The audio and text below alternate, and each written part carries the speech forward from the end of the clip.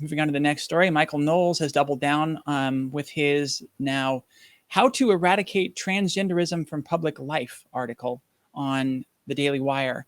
Filled primarily with rhetoric falsely claiming that there's no evidence or scientific or medical backing for the existence of transgender people, his 1,360-word diatribe against the transgender community is full of the same rhetoric you'd expect.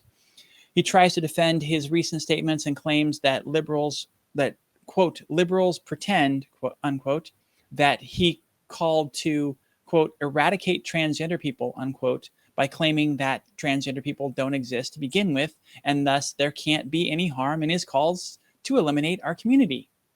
Isn't that convenient thought logic there? It's all of the things we've disproven, that scientists have disproven, that the medical professionals have disproven, but so many people continue to spout repeatedly. So I find it unsurprising to read in that column. He ends with a last-ditch effort to drum up fear, claiming that supporting transgender people will lead to, quote, inevitably disastrous consequences, unquote, and offers the solution that, quote, our country could once again eradicate transgenderism from public life with no more than a few tweaks to the law, unquote. And ironically stating that as long as bad ideas, quote, are allowed to fester, worse consequences will follow, unquote. And, as we've seen, the anti-trans rhetoric has led to a lot of harm to the trans community.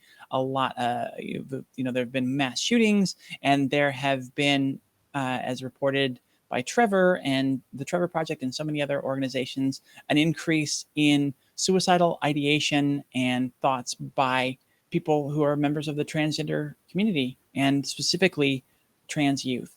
So as the right's bad ideas fester and their lies and their rhetoric, we're going to see a lot more consequences. It's just so interesting to see them try and quote that as the reason that their ideas should be perpetuated. It's just terrible.